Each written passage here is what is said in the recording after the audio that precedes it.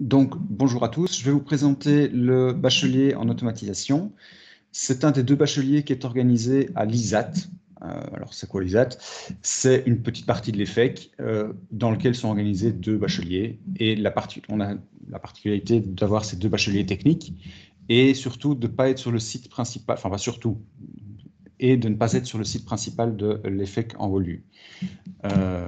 Comme on va le voir tout de suite, hop, quand je clique dessus, on a deux sites. On a le site ici à Schaerbeek et on a un site ici à Oderghem, tout près du boulevard du Triomphe, tout près de la station Delta. Alors, je vais vous présenter une petite vidéo qui va expliquer globalement ce qu'est l'ISAT et qui va faire une présentation générale de l'ISAT, aussi bien pour les automaticiens, l'automatisation que l'électromécanique. Le seul petit problème, c'est que j'ai un problème de son sur cette vidéo, donc je vais devoir jouer moi-même le son, parler dessus. Donc ce ne sera pas aussi fluide que si la vidéo tournait, donc je m'en excuse. Et par ailleurs, je vais devoir interrompre. Ah non, ça je ne suis pas obligé. Donc je vais vous jouer la vidéo et ça va vous permettre d'avoir une présentation générale. Ça va me permettre aussi de la raccourcir un peu, d'aller un peu plus vite et d'aller plus à l'essentiel. Je commence à la jouer. On est parti. Voilà. Donc, bienvenue. On va vous parler de deux bacheliers, électromécanique et automatisation. On s'attardera après sur l'automatisation quand il s'agira. Ces deux bacheliers vous amènent sur des métiers d'avenir. C'est de la voie royale pour trouver un boulot. C'est des métiers en pénurie. Et c'est surtout des boulots de qualité dans la mesure où c'est des boulots qui vont vous permettre, au sein des grandes entreprises et des entreprises dans lesquelles vous serez, d'évoluer vers des métiers de plus en plus techniques, de plus en plus pointus, et ou vers du management, parce que vous avez quand même quelques bases qui vous permettront également d'aller vers, à un moment ou un autre, de la gestion d'équipe et ce genre de choses. OK. Alors, au niveau de la localisation, comme je l'ai déjà précisé, on est sur deux sites. Un site à Schaerbeek, ici, sur lequel on va zoomer dans une petite seconde. Voilà, donc on zoome sur Schaerbeek. Comme vous pouvez le voir, on est tout près du docks, on est tout près de la gare de Schaerbeek, on n'est pas loin de l'administration de Schaerbeek, l'administration communale de Schaerbeek. On est le long du boulevard Lambermont ici, juste avant le pont Van Praat, juste à côté de l'école Carniel-Mercier. Et puis on a un autre site, le site d'Oderghem, que vous pouvez voir ici, sur lequel on va zoomer dans une petite seconde. Voilà, voilà. Et ce site est proche des casernes d'Etterbeek. Donc là, ici, vous avez le boulevard Général Jacques, vous avez la chaussée d'Ouavre ici, vous avez le 411 qui est ici, et surtout la station de métro Delta, qui est juste à côté de notre site. Vous avez la gare d'Etterbeek, pour ceux qui viennent d'en dehors de Bruxelles en transport en commun. Vous avez l'hôpital Chirec et le campus de l'ULB qui se trouve ici. Donc comme ça, vous situez un petit peu, il y a quand même pas mal de choses aux alentours. Alors, je vais interrompre la vidéo histoire qu'il ne passe pas. Je ne sais plus exactement quand il passe d'un truc à l'autre. Mais donc globalement, ce que j'aimerais juste préciser par rapport à ces deux sites, c'est que pour les automaticiens, en première et deuxième année, la majorité de vos cours seront sur le site de Oderghem, sur le boulevard du Triomphe. Okay. En troisième année, comme je verrai surtout tantôt, au premier semestre, vous serez essentiellement sur le site de Schaerbeek. Okay. Ça ne veut pas dire que vous ne devrez jamais aller sur l'autre site. Ça veut dire que 90 à 95% de temps sera sur le site dont je vous ai parlé. Quand vous êtes à Triomphe, il n'est pas impossible, surtout en deuxième année, que vous ayez une journée par semaine. Alors on essaye d'éviter qu'au sein d'une même journée, vous deviez faire le trajet entre les deux, même si le trajet n'est pas très très long, 30-40 minutes c'est fait, mais on évite ce genre de trajet parce que c'est du temps perdu inutile dans votre journée. Et donc voilà. J'avance un tout petit peu dans la vidéo. Voilà. On arrive maintenant sur la suite. Donc je vais vous parler maintenant de la population de l'EFEC. La population, surtout en termes de nombre, donc au niveau quantitatif. On a en électromécanique une augmentation légère mais soutenue, et en automatisation, on a clairement une augmentation marquée qui nous permet de plus en plus avoir de choses en commun et d'encadrer. Mais c'est ces deux augmentations-là qui nous ont amené à ouvrir en fait le deuxième site, le site d'Oderghem, sachant que le site de Schaerbeek est le site historique, le site sur lequel nous avions commencé, et puis on a été obligé de s'étendre. Pourquoi est-ce qu'on se mente autant? clairement parce que c'est des formations porteuses pour l'emploi après, et puis parce que on est assez content de ce qu'on... Enfin voilà, les étudiants en général ont de bons relais. Au niveau des valeurs et de l'ADN, on tient à insister sur les valeurs et ADN qui ont été présentées au niveau de l'EFEC cette fois-ci. On a le respect, le pragmatisme et la tolérance qui sont en haut de notre liste des valeurs chez nous à l'ISAT et à l'EFEC, et je tiens à insister là-dessus. Au niveau pédagogique, alors ce n'est pas des valeurs en tant que telles, mais on axe vraiment nos parcours pédagogiques et la pédagogie sur la pratique et le caractère professionnalisant de nos formations. Okay, donc, on veille à ce que vous ayez le plus de pratiques possibles, de mise en œuvre de la théorie pour que vous puissiez acquérir au mieux celle-ci. On a également le côté proximité, surtout en automatisation, où vous êtes souvent dans des petites classes sur des petits projets. On a un côté entrepreneurial, alors c'est surtout au niveau de la 3e, où vous avez la possibilité, dans le cadre de EFEC Entreprendre, de monter votre boîte dans le cadre de votre stage TFE, etc. C'est un parcours assez spécifique et c'est pas donné à tout le monde de le faire. C'est sur dossier, il faut un peu se battre. Donc, voilà. On a une certaine proximité différenciée. Donc, on essaye dès la première année de donner des outils aux étudiants qui ont plus de difficultés dans une matière ou dans une autre et de pousser les étudiants qui ont plus de facilité dans telle ou telle matière. Donc, ça, c'est le principe de différenciation de l'enseignement et de la pédagogie. Et proximité, comme je vous l'ai dit, on essaie le plus possible d'avoir des petits groupes. Alors, au niveau de l'ISAT, comme je vous l'ai dit, il y a deux bacheliers, l'électromécanique et l'automatisation. Ici, vous êtes pour la présentation de l'automatisation. Ne vous inquiétez pas, c'est de ça qu'on va parler essentiellement. Mais quand même, je précise que l'électromécanique est plus pluridisciplinaire, donc il y a plus de matières différentes. Vous êtes plus sur le côté puissance des processus industriels et sur le côté hardware, j'ai envie de dire. Au niveau de l'automatisation, on est plus sur le côté abstrait, donc vous allez plus être sur la partie commande, la partie software, donc vous allez plus être sur des simulations, sur la partie des interfaces de commande, les IHM, etc. Quoi qu'il arrive, il s'agit de deux métiers techniques de l'industrie. Il y a donc un gros socle commun de cours, mais on a toute une spécialisation en fonction que vous soyez en électromécanique, en automatisation, et pas que sur les cours, également sur les manières de donner cours, les manières d'aborder les matières qui s'adaptent vraiment en fonction du bachelier que vous aurez choisi. Et puis finalement, en plus de ce socle commun, il y a quand même un élément important, il y a une finalité commune, c'est un job ou une prolongation d'études, sachant que les étudiants qui sortent de chez nous avec un diplôme en bachelier, que ce soit en électromécanique ou en automatisation, ont en général le choix au niveau du marché de l'emploi, dans la mesure où c'est des marchés qui sont fortement demandeurs et limite en pénurie sur ces profils-là. Et la finalité commune également, c'est que vous allez souvent être dans le même milieu professionnel, c'est-à-dire l'industrie et la production industrielle. Mais pas que, il y a beaucoup d'étudiants qui vont dans les petites PME, tout ce qui est HVAC, etc.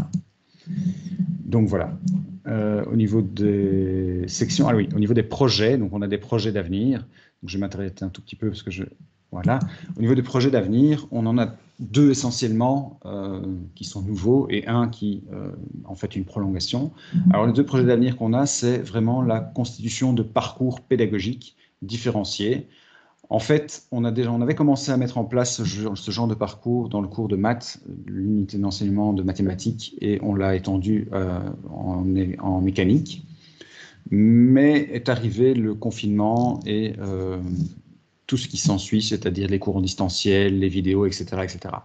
C'était pas agréable. Clairement, on a essayé de limiter au maximum le distanciel et le gros avantage qu'on a eu par rapport à d'autres formations, c'est que depuis septembre, on a toujours eu du présentiel. À savoir que le gouvernement a accepté que toute la partie pratique de nos formations, c'est-à-dire tous les laboratoires, etc., ont pu être en présentiel, ont pu rester en présentiel. Donc, on n'a jamais interrompu le présentiel. Tous les étudiants chez nous ont toujours eu une journée au moins à l'école où ils pouvaient être avec leurs collègues pour travailler sur des manipulations en laboratoire, etc., etc. Et dès qu'on a pu un tout petit peu augmenter ce présentiel, eh bien, on a fait revenir les étudiants pour les travaux pratiques, j'ai envie de dire plus abstraits, comme les cours d'informatique ou de mathématiques, parce qu'on se rendait compte que les étudiants avaient besoin d'un encadrement plus physique et plus personnel. Et donc, c'était ça qu'on a axé vraiment sur la pratique à nouveau Donc voilà. Mais ce confinement nous a quand même amené à repenser notre pédagogie, nous a amené à découvrir de nouveaux outils et de nouvelles manières de donner cours qui, si on les utilise de manière parcimonieuse et chirurgicale, peut amener un réel plus sur les dispositifs, j'ai envie de dire anciens, classiques, qu'on utilisait avant. Je pense notamment à toutes les vidéos qu'on a pu développer, qui quelque part sont pour les étudiants une source de documentation qui est accessible non-stop et qui, s'ils ont une difficulté, vont pouvoir aller la revoir. Parce que quand on donne un cours en présentiel, une fois que le cours en présentiel est terminé, si vous n'avez pas suivi, ou si malheureusement vous avez été malade ce jour-là, ou si vous n'étiez pas en forme, vous n'avez pas compris telle ou telle chose, il va falloir revoir et chercher par vous-même. L'avantage d'une vidéo, et c'est ce qu'on fait de plus en plus, c'est mettre la théorie en vidéo, et ce qui vous permet d'aller la revoir si jamais c'est nécessaire. C'est pas pour ça qu'on ne va plus faire de présentiel, loin de là. C'est tout notre souhait, c'est de pouvoir en refaire le plus possible et pouvoir revoir les étudiants devant nous. Et je pense que ça va aller à l'avenir, on verra, croisons les doigts. Mais donc, on va utiliser tout l'acquis qu'on a eu, tout l'apprentissage qu'on a fait de cette situation un peu exceptionnelle pour mettre à profit toute l'expérience qu'on a acquise sur nos parcours pédagogiques et surtout axé sur la différenciation. Donc, quand vous avez une petite difficulté, peut-être faire une ou deux vidéos de complément qui va vous permettre d'aller voir telle ou telle chose. Okay. Alors, je vais avancer un petit peu dans la vidéo. Voilà, ici. Alors, le deuxième projet qu'on a, ici, je vous le présente brièvement. On a une ancienne grille. Alors, c'est la grille électromécanique, mais ça n'a pas beaucoup d'importance. Et ici, c'est également la grille électromécanique, mais ça n'a pas beaucoup d'importance. Ce sur quoi je veux insister, c'est que, outre le fait qu'on a changé le design de présentation des grilles, on a changé les cours, on a modifié, on a déplacé l'un ou l'autre cours, on a rajouté une matière, on en a peut-être allégé une autre, ce genre de choses. Et pourquoi est-ce qu'on a décidé de faire ça et pourquoi est-ce qu'on va mettre en place ces nouvelles grilles? Eh bien, simplement parce qu'on a des retours des étudiants qui ont fini les formations chez nous, qui sont maintenant dans l'industrie, qui travaillent maintenant dans le monde professionnel et qui nous disent « Ah ben tiens, j'aurais bien aimé quand j'étais chez vous d'avoir eu tel cours ou d'avoir approfondi telle matière. » Et puis, c'est des métiers techniques et le principe d'un métier technique, c'est que ça se base sur la technologie et la technologie, elle évolue. Et donc, il est important qu'on régulièrement, tous les 4, 5, 6 ans, qu'on se pose la question de savoir si il ne faut pas revoir un peu la manière dont on organise les cours, les matières qu'on inclut. Voilà, je vais prendre un exemple un peu exagéré, mais ça ne sert à rien qu'on vous apprenne le télégraphe, même si à un certain moment, le télégraphe, c'était le must-have pour communiquer. Aujourd'hui, on ne va pas s'attarder sur le télégraphe. Donc, on a forcément évolué, aussi bien en termes de communication qu'en termes de manipulation de toutes les énergies électriques. Dans cette nouvelle grille pour les électromécaniciens, on a tout un module qui a été créé autour des énergies renouvelables, ce genre de choses. Ben voilà, c'est des choses qui sont en vogue, c'est des choses qui sont demandées par l'industrie quand vous sortez de chez nous. Et donc, on veut absolument que vous soyez prêts à affronter ces nouvelles technologies au mieux. Donc voilà, ça c'est important. C'est nos deux gros projets d'avenir, c'est adapter tout ce qu'on a acquis et renouveler les grilles. Donc ça, on l'a fait. Les grilles qui vous sont présentées dans les différentes brochures sont les nouvelles et celles auxquelles vous allez être confrontés dans les 3 prochaines années si vous décidez d'embarquer dans notre bateau.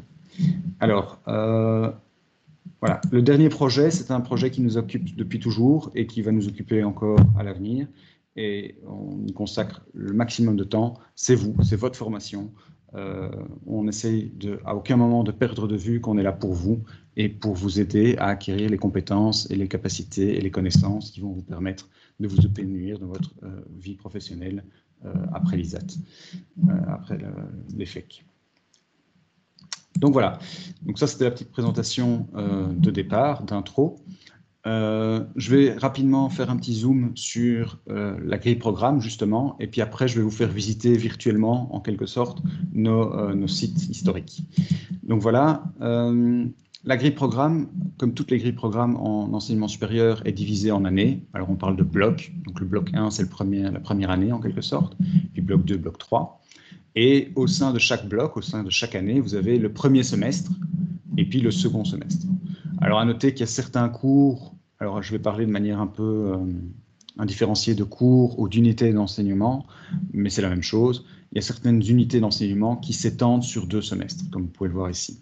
Okay, c'est souvent des cours genre technique d'expression, donc apprendre l'anglais, ben, il faut un certain temps pour que vous ayez le temps de pratiquer et que les choses arrivent petit à petit. Okay. Donc, je ne vais pas m'attarder sur chaque tuile et vous expliquer ce qu'on fait dans chaque cours, ce n'est pas l'objectif. Vous pouvez aller sur le site de l'EFEC et cliquer et voir un petit peu plus en détail ce que fait chaque cours. À noter que quand vous aurez accès, donc la présentation que je vous présente aujourd'hui ici, c'est ce qu'on appelle un Geniali. C'est quelque chose où il y a énormément de choses qui sont cliquables.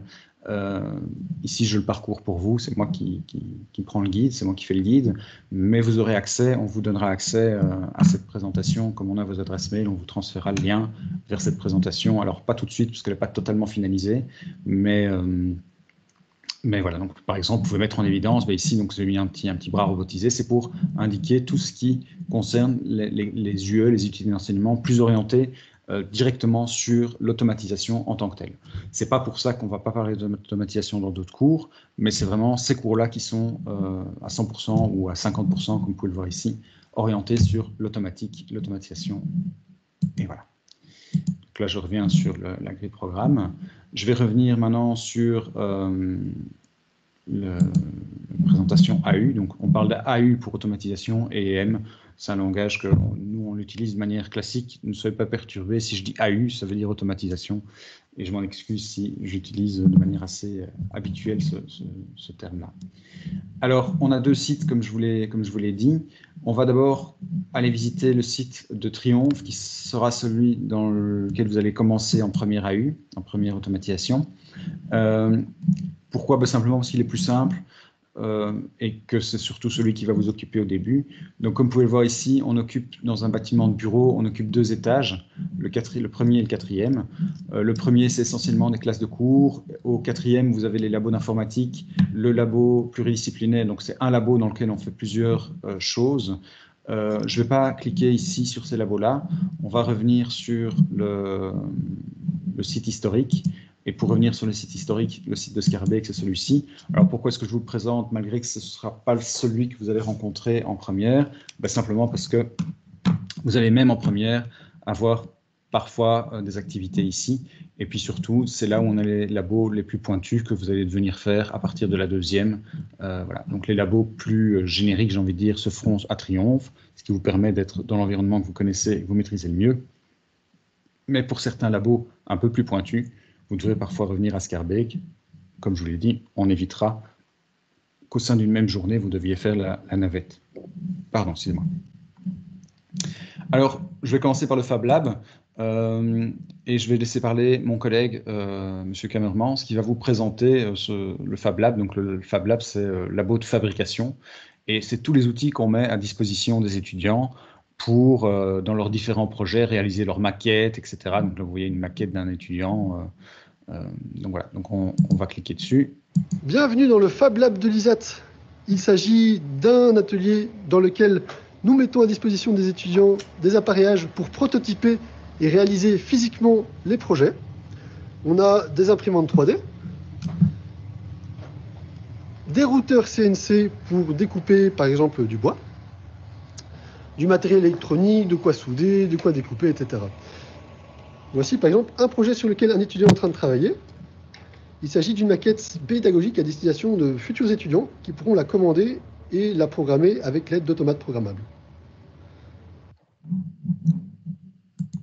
Donc voilà, notamment donc, par exemple pour le cours de robotique, vous allez voir que dans le cadre du cours de robotique, les étudiants doivent développer eux-mêmes leur robot et donc ils vont imprimer certaines parties de leur robot avec une imprimante 3D, ils vont développer toute la partie commande, etc. etc. Et qui est mieux placé pour vous parler de ce projet-là que les étudiants qui le font? Dans le cadre de robotique, on peut faire tout ce qu'on veut, mais un peu tant que c'est un truc mobile qui bouge avec un bras. Et du coup, c'est pour ça qu'on a décidé de faire un petit tank. Et du coup, moi, je me suis occupé surtout de la partie présentation avec le site internet et d'autres choses. Ok, allez-y, présentez-nous vite fait le contenu du projet de robotique sur lequel vous bossez là. En fait, nous avons reçu un cahier des charges indiquant tout simplement, comme mon collègue l'a dit, on doit donc intégrer des séromoteurs, des moteurs de traction, etc. Et donc, au final, on a le libre arbitre de choisir un projet qui répond à nos idées, qui correspond à tout ce qu'on veut en fait. Et c'est ça que le côté positif des cours de robotique. Allez, le final, donc un robot, on peut tourer la tourelle, etc. Et donc ça, c'est juste un exemple qu'on pourrait avoir comme projet. Ok. Et si tu devais me présenter rapidement tous les outils avec lesquels vous êtes amené à travailler pour réaliser le projet, ça pourrait être intéressant. On a plusieurs outils, principalement Fusion 360, qui est un projet qui est tout simplement une interface de modélisation 3D. Donc, par exemple, ici, on peut voir, on a notre écran, notre télécommande qui sera comme celle-ci, avec deux manettes joystick et donc un écran aussi. Mais si on veut rentrer dans les détails au niveau du char, on a aussi la capacité de concevoir le char en lui-même, directement ici. Et donc c'est vraiment un programme assez puissant. Avec ça, on peut directement imprimer en 3D, par exemple, des pièces ou autres. On peut aussi assembler tous nos projets pour au final recevoir un produit fini qui sera le char. Ok. Donc ça, c'est le côté software. Modélisation 3D. Et après, pour ce qui est du reste, vous êtes aussi amené à faire d'autres choses. Peut-être là, toute l'électronique, tout ça, c'est vous aussi, vous faites tout. En effet, oui. Ça, on a aussi des formations en électronique qui nous permettent de pouvoir programmer tout un tas d'outils, comme les joysticks. Ok. Et plus largement, du coup, vous pouvez un peu parler de votre ressenti par rapport au cours. Qu'est-ce que vous aimez? Dans quelle mesure ça vous plaît? En tout cas, personnellement, moi, le cours de robotique, ce qui m'apporte, c'est vraiment le fait de pouvoir créer de A à Z un projet et donc de réfléchir, que ce soit au niveau de la conception 3D, mais aussi au niveau de l'électronique. Et donc, ça nous apporte aussi beaucoup d'expérience parce que du coup, pour notre futur métier, en tout cas, ça nous permet d'être beaucoup plus autonome au niveau de la recherche d'informations, etc. Et puis, de plus, ça, c'est vraiment chouette de pouvoir réaliser un robot, quoi. Voilà. Est-ce que tu as quelque chose à dire? Voilà. Moi, ce que je trouve cool, c'est qu'on est assez libre. On peut aller aussi loin dans la matière que ce qu'on veut. Par exemple, toi, tu as bossé sur un écran tactile, qui n'est pas du tout prévu dans la matière du cours. Voilà, ça, je trouve ça sympa d'aller faire ce qu'on veut un petit peu sur une base commune. Voilà, donc comme vous pouvez voir, nos étudiants parlent de leur projet de robotique ici. Voilà, je vais également vous présenter une autre collègue, Madame Demuldre, qui va vous parler de la différenciation. Et donc, c'est la chose que vous allez être confronté dès votre première année, où on essaie d'adapter au mieux nos parcours pédagogiques à vos compétences de base, afin de vous amener à un niveau minimal. Mais qui de mieux placé que pour vous parler de ça que la personne qui l'a mise en place avec son équipe, Madame Demuldre. Bonjour. Que vous soyez en automatique ou en électromécanique, vous aurez au premier quadrimestre le cours d'analyse mathématique. Et pour dispenser ce cours, nous pratiquons la différenciation. En effet, nous avons face à nous un public hétérogène. Nos étudiants proviennent effectivement soit de l'enseignement général, soit de techniques de transition ou de techniques de qualification, et finalement certains proviennent de professionnels. Donc en résumé, ils ont un niveau de base en mathématiques assez différent. Et de plus, comme l'ont dit Burns et Einstein, chacun a sa façon d'apprendre, comme l'illustre ce slide.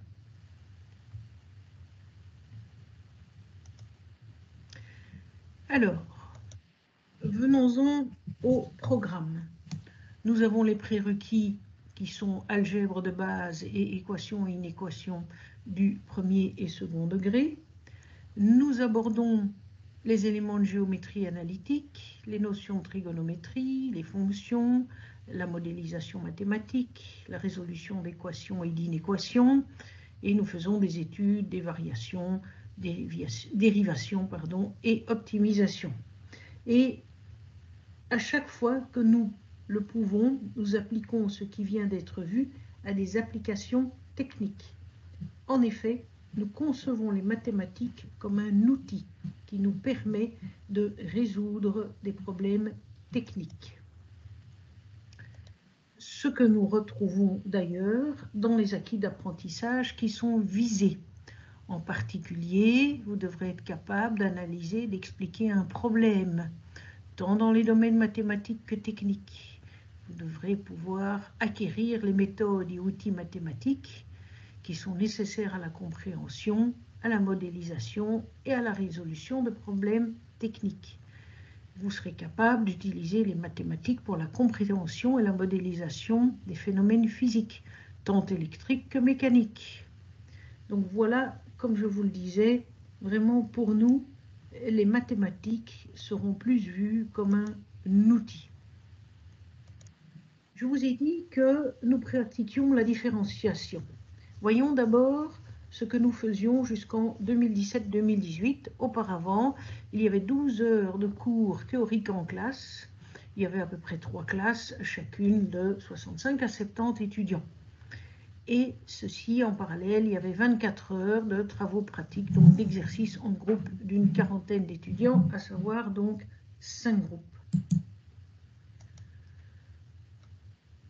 En travaillant comme cela, nous constations une disparité des acquis en matière de prérequis, une inhomogénéité des classes qui grandissait de plus en plus, une difficulté d'assurer une progression de tous les étudiants et la disparition progressive des meilleurs étudiants. Pour y remédier, nous avons introduit un test d'aptitude qui nous permet de répartir les étudiants dans des groupes plus homogènes et d'ainsi mettre en place la différenciation. C'est ce que nous faisons depuis 2018-2019. Ça veut dire que actuellement, on a différents groupes, un groupe de forts, un groupe de moyens forts, moyens faibles et un groupe de faibles. Vous voyez que le nombre d'heures de mathématiques n'est pas le même suivant les groupes. Et au total, ça nous fait à peu près 6 groupes de 35 étudiants. Quelle est l'organisation de ces différents groupes? Alors tout d'abord, nous insistons sur le fait que les appellations de ces groupes n'est en rien discriminatoire.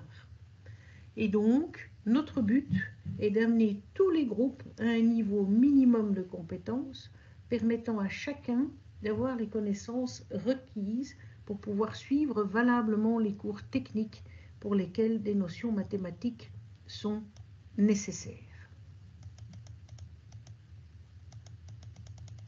Donc, vous constatez qu'il y a le groupe dit fort. Bien, ces étudiants-là auront moins de présentiel. Ils feront une étude en classe inversée, c'est-à-dire à la maison, de la théorie et des exercices de base. Ils prépareront tout ça chez eux et ils viendront en présentiel pour faire des exercices de dépassement. Pour les groupes dits moyens, il y aura un rappel de la théorie avec une insistance sur les points sensibles. Ils devront préparer une partie des exercices à domicile et il y aura un coaching plus ciblé des exercices de dépassement en présentiel. Et pour les groupes faibles, l'accent sera mis sur les fondamentaux, sur les bases de la théorie. Donc il y aura un travail des exercices de base qui cette fois-ci se fera en classe et il y aura quelques exercices de dépassement qui seront également abordés. J'insiste bien, notre but étant d'amener tous les groupes à un niveau minimum de compétences pour pouvoir ensuite suivre valablement les cours techniques. Alors, des évaluations sont organisées. Il y a des évaluations qui sont formatives. On fait tout au long de l'année des interros bonus pour favoriser le travail de l'étudiant au jour le jour. Et ces interros sont adaptés au groupe de force auquel l'étudiant appartient. Il y a également une interro dispensatoire qui est organisée fin décembre, ainsi que des évaluations certificatives par le biais des examens de janvier une seconde chance si nécessaire vers Pâques et une seconde session si nécessaire également.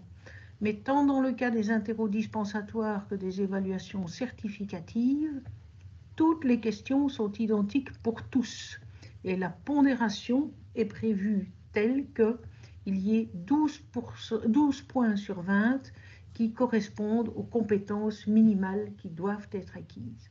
Et les 8 points restants sur 20 constituent un dépassement. En procédant de la sorte, eh bien, dès la première année de la mise en œuvre de la différenciation, nous avons constaté une amélioration globale du niveau dans tous les groupes.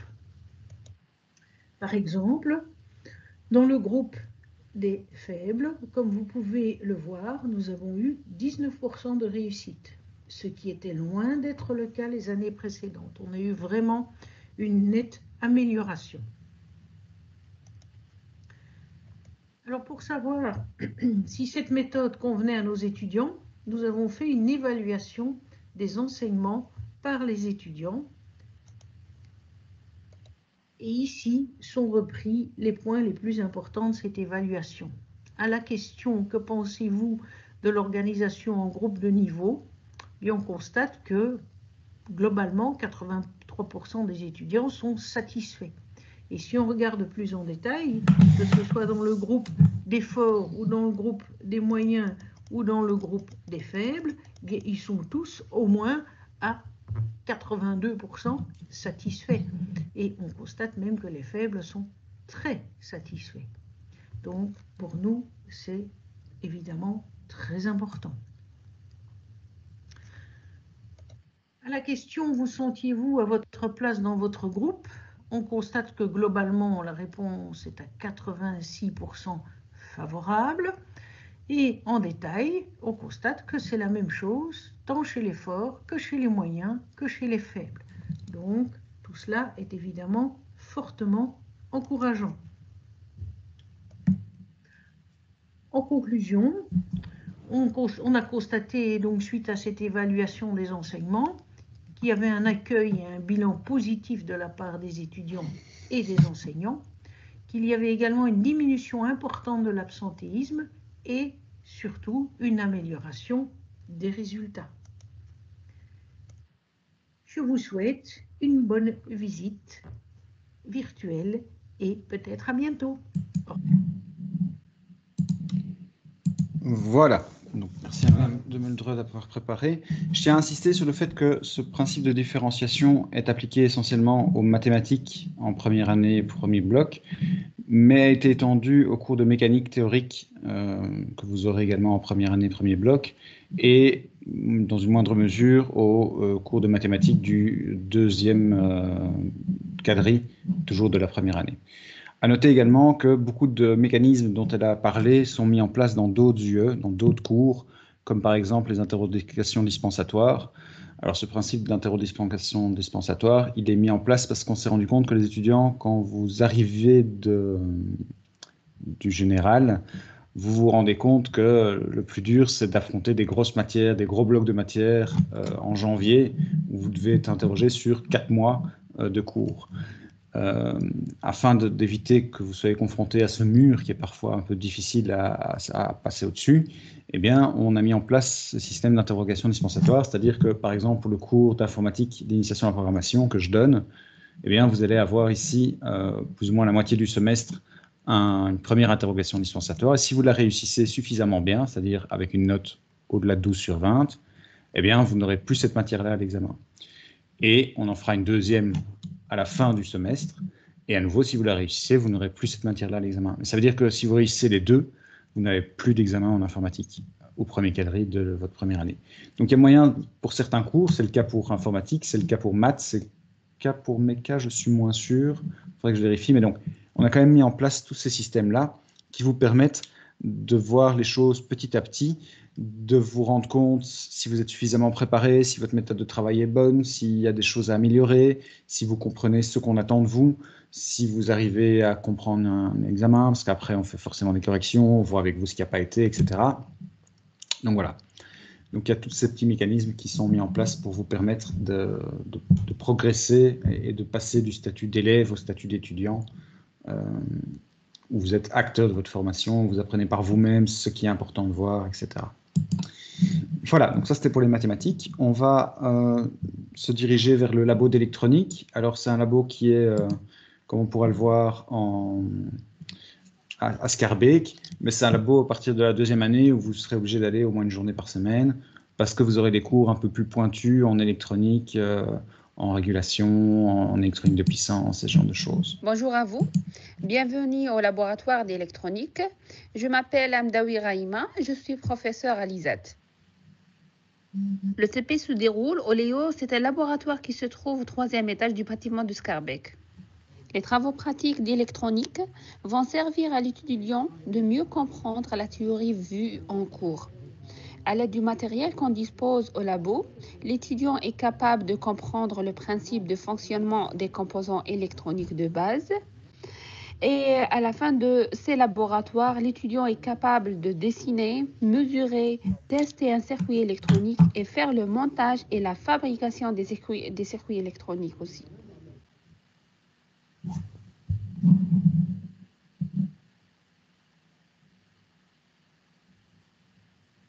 Voilà, donc là, on vous montre un peu les étudiants en train de travailler sur différentes manipulations. Vous voyez qu'ils ont des cartes électroniques qui a moyen de brancher, de prendre des mesures, de voir par où passe l'information, etc. Il y a sur ces cartes des microcontrôleurs qui vous permettent d'interroger choses. Alors ici, c'est la petite vidéo que vous avez vue avec les étudiants qui vous parlent de leur projet l'Arc du Tank, qu'ils font notamment dans le cours de robotique et le cours d'électronique. Vous avez également ici un cours plus orienté sur les systèmes embarqués, une petite vidéo sur les systèmes embarqués.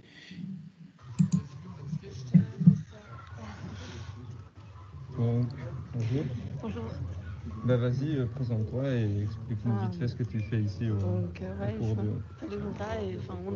Moi et Sven, on est étudiante ici en 2e automatique.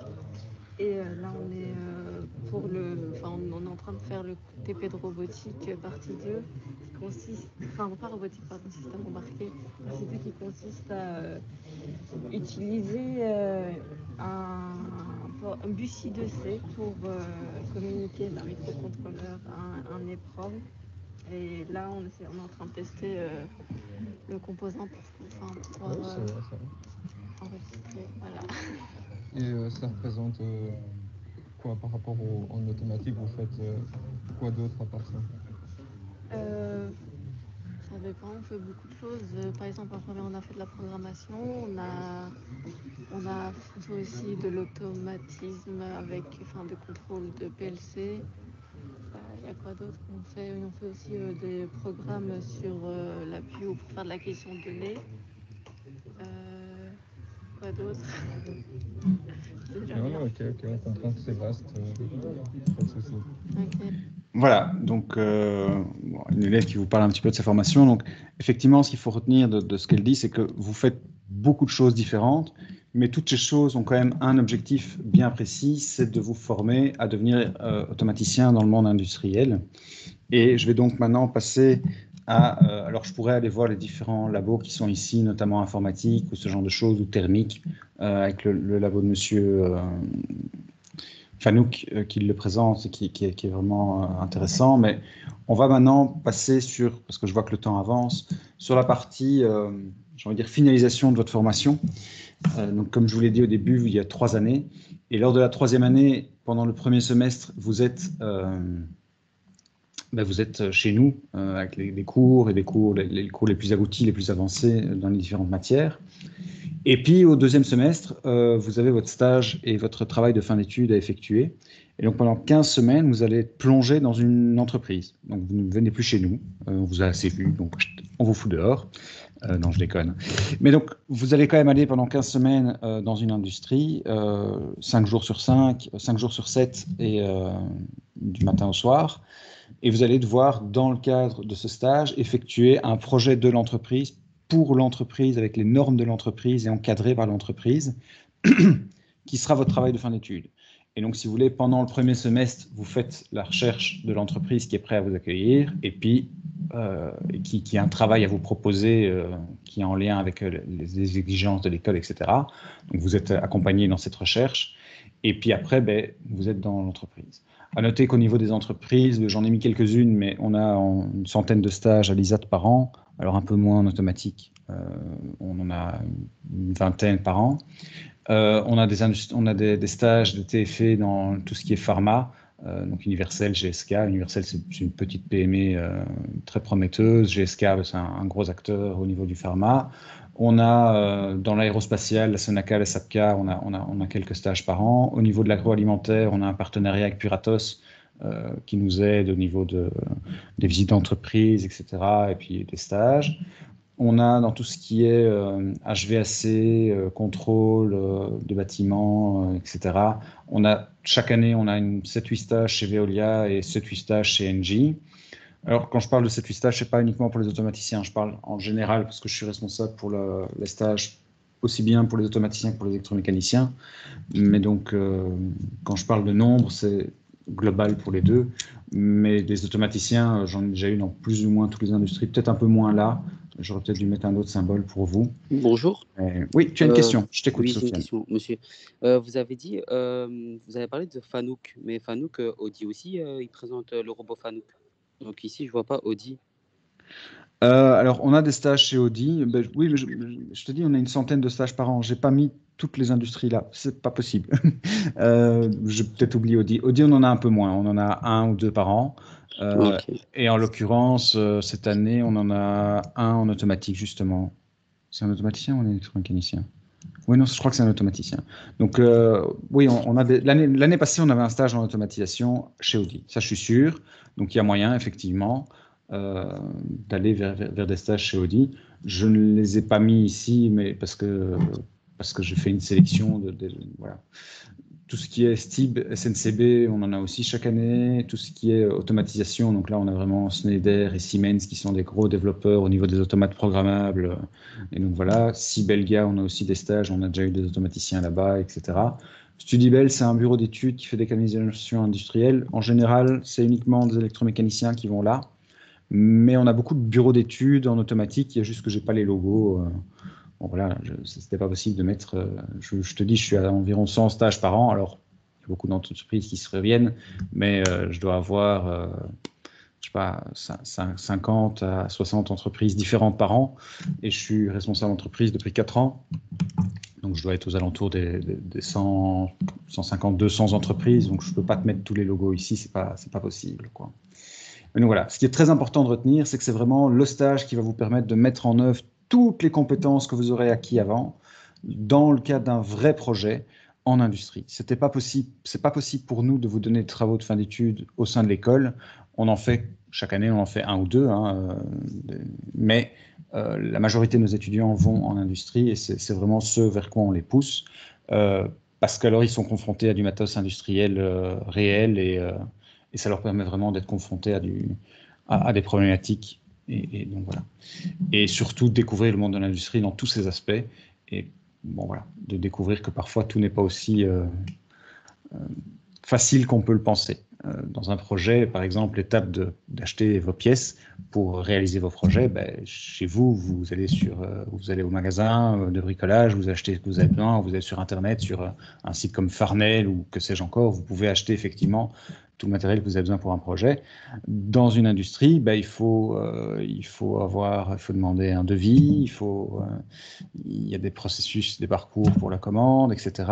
Voilà, des processus d'achat qu'il faut respecter. Et parfois, entre le moment où vous avez établi votre liste de matériel nécessaire pour votre projet et le moment où vous le recevez, il peut s'écouler 1 mois.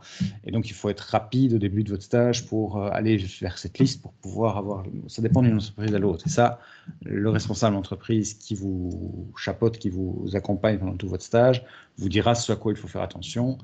Et par ailleurs, il y a un prof référent de l'EFEC qui vous suivra et qui viendra visiter l'entreprise, voir que tout se passe bien pour vous, que vous avez le matos nécessaire, que vous êtes bien encadré, que vous faites un boulot intéressant par rapport à votre TFE, etc., etc. Donc voilà pour les travaux de fin d'études.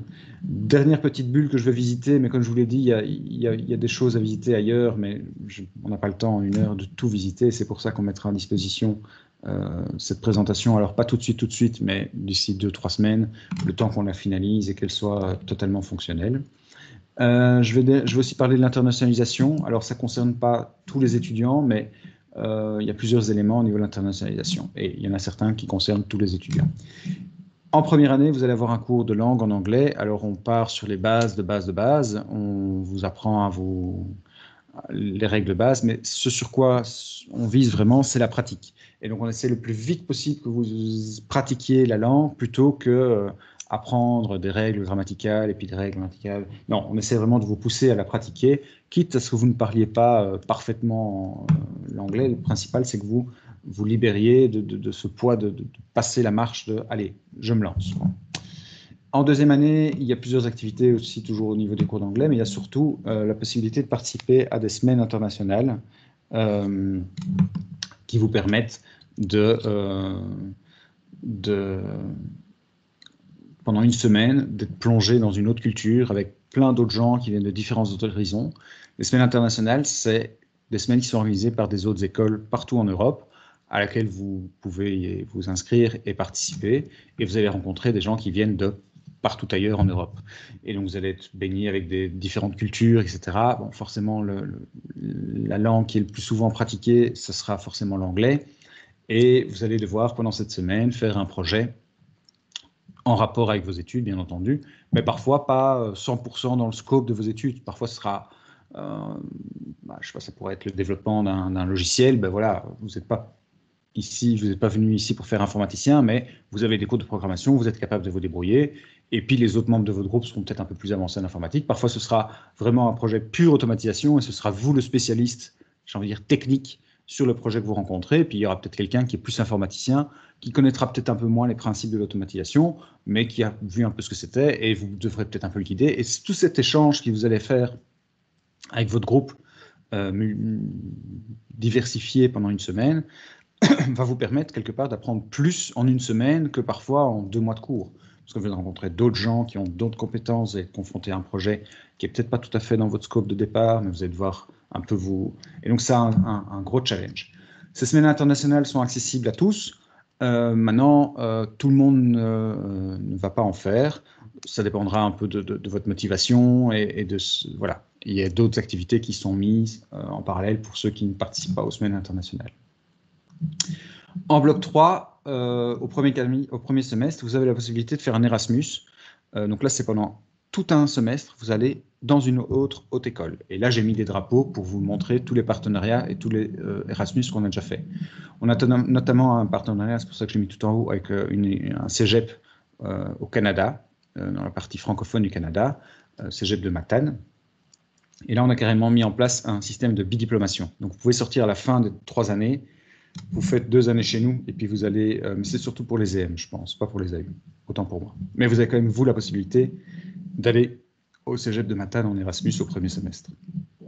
Pardon. Vous savez nous rappeler, c'est quoi AU? AU, donc quand je dis... Oui, excusez-moi. Quand je dis AU, c'est automatisation. C'est donc la présentation d'aujourd'hui. Quand je dis EM, c'est électromécanique. Autant pour moi. Ça m'arrive souvent de... On parle souvent entre nous, on dit AU et EM. Quand je dis AU, c'est automatisation, et si jamais vous ne vous rappelez pas, n'hésitez pas, comme tu viens de le faire, de me le rappeler, je le préciserai. Après, on a déjà eu des Erasmus en Norvège, en Angleterre, en Allemagne, en France, en Thaïlande, au Luxembourg, à Hong Kong aussi. Donc on a déjà eu des Erasmus non, Shanghai, pardon, pas Hong Kong, Shanghai. Donc on a déjà eu des Erasmus à beaucoup d'endroits. Et donc voilà. Et puis, au second semestre, au niveau internationalisation, il y a également moyen de faire votre stage dans une entreprise à l'étranger. Pour ça, il faut vous déclarer assez tôt, et puis il suffit de trouver une entreprise qui est prête à vous accueillir et qui a un chouette projet en rapport avec les exigences des TFE en automatisation à l'EFEC de Woluwe. À l'ISAT de l'EFEC. Voilà. Donc voilà toutes les opportunités que vous avez de rendre votre cursus avec une petite collaboration internationale. Certaines vous sont imposées, les cours d'anglais en première, deuxième. D'autres vous sont offertes, comme les semaines internationales, les Erasmus et les stages à l'étranger, sachant que les places sont comptées, mais on essaie de pousser un maximum d'étudiants à le faire, donc on essaie d'augmenter le plus possible ce nombre de places disponibles pour ces expériences très enrichissantes. Voilà, voilà. Là, j'ai... Oui, je t'écoute. Je voulais savoir en fait si vous avez vous donnez cours de néerlandais parce que je vois qu'il y a juste anglais, mais Non, je alors vois pas parler néerlandais. il n'y a pas de cours de néerlandais qui sont offerts chez nous. La seule possibilité pour toi de pratiquer le néerlandais dans le cadre de notre formation, c'est soit d'une part faire un Erasmus, alors plutôt en Hollande ou en Flandre, il y a moyen de faire un Erasmus en Flandre, ou alors de faire ton stage dans une entreprise où la langue principale est le néerlandais. Donc si c'est ton souhait, il y a tout à fait moyen de le faire, mais nous ne parlons pas du néerlandais. Donc on a clairement un cursus orienté sur la technique et la pratique. Notre objectif était de vous spécialiser dans votre métier parce que sortir de chez nous, vous devez, comme c'est une formation professionnalisante, vous devez être capable d'intégrer l'industrie directement. Et Maintenant, donc du coup, vu qu'on finit notre bachelier professionnalisant, alors vu que si on parle bien anglais, est-ce qu'on pourra facilement rentrer dans une entreprise belge ou ce sera un donc, peu plus compliqué à cause de la langue? alors, la question revêt plusieurs pans à ma réponse. Enfin, je vais devoir développer plusieurs éléments. Je finis d'abord ma réponse sur ta question d'avant, si tu permets. Ok. Nous ne voyons pas le néerlandais. On a vraiment axé sur une langue parce qu'on a la place que pour une langue. C'est un bachelier technique. Il y a beaucoup de choses à vous faire voir. Il faut savoir que notre public de départ est très hétéroclite, comme le disait Madame de Muldre. On a des gens qui viennent du général et qui n'ont jamais vu un câble électrique de leur vie. Et on a des gens qui viennent du professionnel et qui ont déjà câblé, etc., etc. Donc, quoi qu'il arrive, il faut qu'on ait un cursus qui s'adapte à tout le monde. Et donc, on essaie de mener tout le monde à bien. Et pour ça, on est obligé de vraiment faire un gros focus sur les cours et les matières techniques, les compétences techniques. On a quand même décidé de faire de la place à une langue, l'anglais. On en a choisi une parce que deux raisons. D'une part, c'est une langue internationale, donc qui va vous permettre de vous ouvrir sur plein de trucs, les semaines internationales, les Erasmus, les stages à l'étranger, plus facilement. Et d'autre part, dans le milieu technique, ça reste quand même le langage le plus pratiqué. Quand tu vas commencer en informatique à devoir aller chercher de la documentation, ce genre de choses, très très vite, tu vas tomber sur des sources qui seront en français, tu vas en trouver, mais parfois tu auras un peu plus de sources disponibles en anglais. Pas parfois, souvent. Je te parle de l'informatique, mais c'est également le cas dans les autres domaines de l'automatisation. Okay. Et pour finir de répondre à ta question, par rapport aux entreprises belges et l'employabilité dans les entreprises belges, il faut bien se rendre compte que nous sommes à Bruxelles. C'est une région bilingue. La majorité des entreprises parlent, tout le monde dans les entreprises parle les deux langues. J'ai moi-même bossé par exemple à la STIB, mais il faut savoir que à la STIB, les réunions se font en bilingue. Les néerlandophones parlent néerlandais, les francophones parlent en français, et tout le monde se comprend en fait.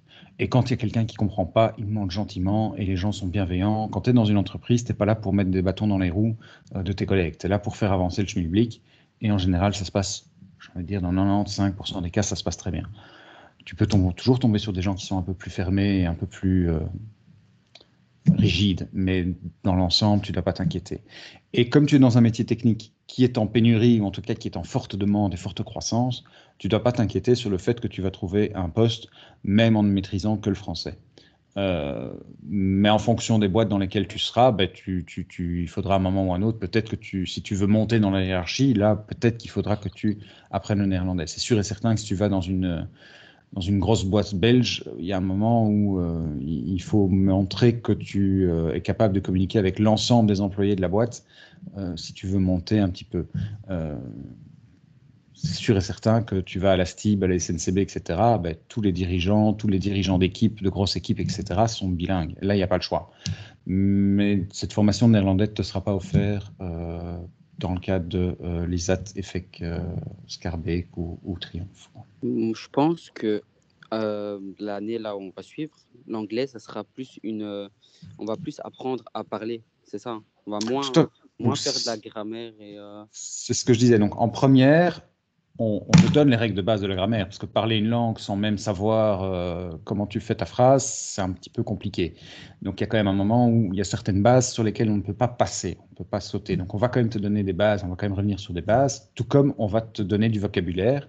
Et attention, on oriente très fort le vocabulaire qu'on va vous demander d'apprendre sur les métiers que vous allez être amenés à pratiquer. Donc il y a M. Ducobu qui donnait cours d'anglais jusque maintenant, a fait un gros travail pour adapter le cours d'anglais sur les métiers techniques. et donc sur du vocabulaire technique orienté sur la technique, quoi.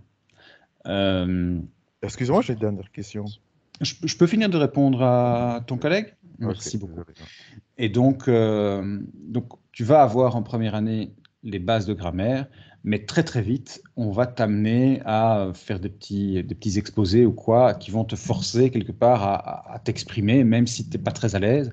Il vaut mieux que tu fasses des erreurs devant un prof qui va t'aider à t'améliorer, que quand tu vas aller en semaine internationale, tu pourras faire des erreurs en semaine internationale, c'est pas la question. Et les gens seront bienveillants parce que les gens ne sont pas toujours anglophones, n'ont pas toujours l'anglais comme langue maternelle, donc pas de problème. Mais l'objectif, c'est vraiment de t'amener à parler le plus vite possible, quoi. Un peu de grammaire, parce qu'on est bien obligé, mais le plus vite possible, on t'amène à parler. Parfait, Voilà. alors. J'ai répondu à ta question, Sofiane? Oui, ouais. Parfait. Tu avais une question, c'est Nicolas, je ne sais pas si, parce qu'il y a marqué Loretta Nicolas qui Oui, opta. on dit, ouais, c'est un condamné de personnes. En fait, je voulais savoir, à la fin de notre bachelier, est-ce qu'on peut faire un master directement? Voilà, donc ça c'est un point sur lequel j'ai peut-être effectivement je suis passé peut-être un peu vite. Il faut savoir que les gens qui sortent de chez nous ont comme possibilité plusieurs débouchés. Donc d'une part, ils peuvent tout de suite aller en industrie. Et bosser et avoir un boulot, ce sera assez facile de trouver. Alors, je ne dis pas que tout le monde va trouver à 100% tout de suite, ça dépendra aussi de votre profil, de votre manière de vous vendre en interview d'embauche, et ce genre de choses. Et donc, là, moi, je vais dire 50 à 60% de nos étudiants AU et EM, donc automatisation et électromécanique, vont vers un job direct. Et puis, il y en a une partie, environ 40 à 50%, qui s'orientent vers un master's ou vers un master en alternance, et qui va leur permettre d'approfondir leurs connaissances et d'améliorer sur certains points un peu plus précis leurs connaissances pour avoir un diplôme de master et donc postuler un peu plus tard avec un autre diplôme et donc avoir accès à d'autres fonctions dans les entreprises. Okay. Donc, au niveau des débouchés, au niveau des masters, on a des étudiants qui vont vers le master classique, ingénieur industriel, que ce soit en cours du soir, par exemple, comme à UCL, ou à l'ISIP, ou à l'ECAM, ou à l'ELA à Mons. On a des étudiants qui vont dans toutes ces écoles-là. Et puis, il y a des étudiants qui vont dans des cursus un peu moins connus, mais qui sont très porteurs, comme le master en alternance en gestion de production à Mons. Alors, pourquoi master en alternance? Parce que c'est un master où la moitié du temps, tu es dans une entreprise payée à mi-temps par une entreprise, et l'autre moitié du temps, tu es dans l'école et tu continues à te former, quoi. Donc, il existe ce genre de masters qui sont tout à fait accessibles après des études chez nous en bachelier automatisation ou électromécanique, quoi. Est-ce que j'ai répondu à ta question? Oui, oui. Et donc, ça se fait en 3 ans, alors du coup, si on Donc, sort si tout se passe bien, ça se fait en 3 ans. Maintenant, il peut y avoir un petit bug si jamais tu loupes quelques cours. Il y a un moment où on pourrait t'adjoindre ne fût-ce qu'un semestre supplémentaire, voire une année complémentaire si c'est nécessaire pour que tu finisses l'ensemble des cours que nous dispensons. Okay. Mais à la base, c'est 3 ans. Ok. Et juste pour les sessions d'examen, je n'avais pas bien écouté tout à l'heure. Donc, on a une session d'examen en janvier. Et en juin, et si ça ne se passe pas bien, en août. Donc, et Pâques, il y a quoi en fait? Parce que j'ai vu si on rate des examens en janvier, on a le droit de repasser à Pâques. Alors, donc, certains examens en janvier, si vous les ratez, vous avez le droit à une seconde chance. Alors, dans la majorité des hautes écoles et universités du pays, ou en tout cas de la partie francophone du pays, eh bien, ces secondes chances, donc en fait, c'est le même examen que janvier, pas les mêmes questions, mais la même matière, elle est réorganisée en juin. Alors, quand tu n'as qu'un seul échec en janvier, c'est encore jouable de faire un examen en plus sur ta session de juin. Session de juin qui est plus ou moins la même que janvier au niveau quantité de matière. Donc, si tu as raté un examen en janvier, c'est quelque part, tu as un peu du mal à réussir. Alors, chez nous, il y a 6 cours, tu as un peu du mal à réussir 6 sur 6. Et en juin, tu vas essayer de faire un 7 sur 7. Allez, si tu bosses bien, tu te reprends, tu n'as peut-être pas bien démarré l'année ou tu es peut-être arrivé un peu en retard ou quoi, c'est encore jouable. 2, ça veut dire faire un 8 sur 8 en juin, ça devient vraiment compliqué, quoi. Il y en a qui le font, je ne dis pas que ce n'est pas possible, je dis juste qu'il faut vraiment alors mettre un sacré coup de boost, quoi. C'est impossible. C'est pas impossible, mais c'est plus compliqué, point. Ça s'arrête à ça. Et quand bien même tu rates des examens, tu as toujours la session d'août, qui là est la vraie seconde cesse. Nous, ce qu'on a remarqué avec ce système-là, c'est que parfois, il y a des étudiants qui prennent leur seconde chance en juin, qui mettent du temps sur leur seconde chance en juin, et qui, au final, comme ils avaient en plus les cours de juin à passer, ils se dispersent un peu trop, et au final, ils finissent par tout rater. Et ils se retrouvent avec une seconde session qui, elle-même, devient très compliquée à négocier, à réussir. Donc nous, ça ne nous paraissait pas pertinent. Donc, ce qu'on a mis en place, c'est que plutôt que de vous mettre vos secondes chances en juin, on essaye de les distiller dans le courant du semestre. 2 avantages. Premier avantage, ça vous évite d'encombrer la session de juin avec des examens de janvier et donc de vous disperser et donc de tous les risques que je viens de parler. Premier gros avantage. Deuxième gros avantage pour nous, c'est que si vous revoyez un examen à carnaval, une matière à carnaval, ça veut dire que si vous la réussissez le lundi après les vacances de carnaval, donc on essaie de faire ça à des moments où vous avez le temps de travailler un peu le cours. Hein. On ne va pas vous mettre ça en plein milieu un vendredi avec une semaine où vous avez eu 6 labos et vous n'avez pas eu 1 minute à vous pour bosser le cours de janvier. Hein. On met ça des moments, en général, on met ça le lundi après les vacances de carnaval et le lundi après les vacances de Pâques. Et on organise 2 examens sur le lundi, 2 examens après carnaval, 2 examens sur le lundi après Pâques. Ce qui fait 4 sur 6. Donc on les réorganise malheureusement, pas tous, mais on organise les plus, ceux qui ont été le moins bien réussis, ceux qui sont le plus utiles au niveau des matières pour les matières du second quadri. Et donc le troisième avantage, j'en avais dit 2, mais en fait il y en a un troisième, c'est que si tu rebosses un cours, par exemple, je vais prendre la grille AU, la grille AU, si je clique là, je vais la voir, voilà. Le cours d'initiation à la programmation que tu vois ici, c'est un cours où on va t'apprendre les bases de la programmation. Donc, sortant, c'est moi qui le donne, donc je le connais bien, c'est pour ça que je prends cet exemple-là. Okay, si tu le rates en janvier, quelque part, c'est que certaines bases, certaines notions de base, certaines compétences de base au niveau de la programmation, tu ne les maîtrises pas totalement, okay, ou pas suffisamment. Mais si tu vois ce bloc bleu qui est là, au second semestre, tu as un autre bloc bleu. Et là, on parle d'informatique appliquée. Et en fait, dans informatique appliquée, on va utiliser les notions de base du cours d'initiation à la programmation pour l'appliquer à un projet réel. Et donc, quelque part, si tu as déjà eu un peu de mal avec les notions de base, c'est compliqué. Et donc, typiquement, le cours d'initiation à la programmation, la seconde chance du cours d'initiation à la programmation, elle est organisée après Carnaval. Ce qui vous permet, si vous avez raté en janvier, Carnaval en général, c'est mi-février, quelque chose par là, fin février parfois. Le second semestre commence le 1er février. Ça veut dire que pendant un mois, il va falloir que tu bosses un peu ce cours-là pour quand même te maintenir à jour et quand même arriver à avancer dans le cours d'informatique appliquée. Et puis tu vas avoir la semaine de carnaval où tu vas bosser à fond ce cours-là pour faire ta seconde chance. Le lundi après carnaval, tu passes ta seconde chance, tu es à jour et tout ça. Et tu peux sereinement suivre le cours ici informatique appliquée du second semestre, du second quadri. Donc il y a vraiment ces 2 gros avantages. Alléger la session de juin et vous permettre d'être à jour dans les matières du premier quadri pour suivre les matières du second quadri. Et est-ce que vous fonctionnez avec le système de crédit? Donc ça, oui, ça on est obligé. Ouais. Donc en fait ici, on ne l'a pas mis sur ce schéma-là pour éviter de trop l'encombrer, mais chaque petit bloc que tu vois là fait 5 crédits, 5 ECTS. OK ? Donc voilà, globalement, ça équivaut, si je me rappelle bien, à 120 heures de cours, quelque chose comme ça, 120 heures de travail pour l'étudiant. Ce qui veut dire que dans une UE, chez nous, tu as environ, je ne sais plus, je crois que la norme, c'est 40 heures ou quelque chose comme ça de cours. Mais ça veut dire que tu dois fournir le double derrière de travail par rapport aux heures que tu passes en classe. OK. Alors, on m'a posé la question tantôt des horaires. Je ne sais pas si tu étais là ou pas. Les horaires chez nous, c'est de 8h30 à 18h. Mais ça ne veut pas dire que tu es là de 8h30 à 18h. Ça veut dire que l'école est ouverte de 8h30 à 18h. On préconise environ une vingtaine d'heures de présence de l'étudiant à l'école sur la semaine. C'est un peu plus ou un peu moins selon une semaine à l'autre. On va parler de normes environ. Okay.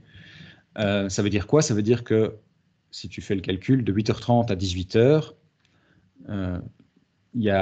on sait placer 8 heures de cours. Si tu fais 18 moins 8h30, tu n'arrives pas à 8, mais nous, on arrive à placer 8 heures de cours, parce qu'il y a des pauses, puis il y a le temps de midi, etc. Il y a 8 heures de cours. Il y a 5 jours de cours par semaine. 8 x 5, ça fait 40. Et donc, il y a 40 heures potentielles de cours, et on te dit que tu vas être présent 20 heures, plus ou moins, en moyenne, de norme. Okay, ça veut dire que pendant 20 autres heures, tu n'as pas cours. Et tu peux bosser chez toi et travailler tes cours et préparer tes labos, etc. Tu passes d'un statut d'élève où tu avais un journal de classe où on te disait précisément ce que tu devais faire, quand tu devais le faire et comment tu devais le faire, et un statut d'étudiant où on te dispense les matières et c'est à toi derrière de t'organiser pour que le jour où on évalue le fait que tu maîtrises ces matières, ces compétences, tu sois prêt.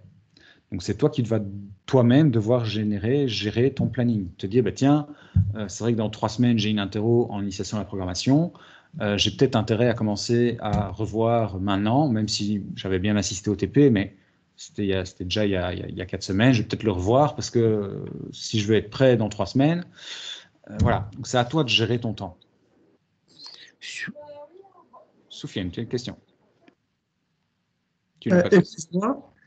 Oui. C'est pour tout ce qui est inscription, ça se passe comment? Ça sera en ligne ou sur place ou... Alors, je ne suis pas un expert du processus d'inscription, mais je vais t'en dire ce que j'en sais. Okay, après, il faudra que tu ailles sur les différents... Il y a un stand accueil où on te donnera toutes les infos nécessaires.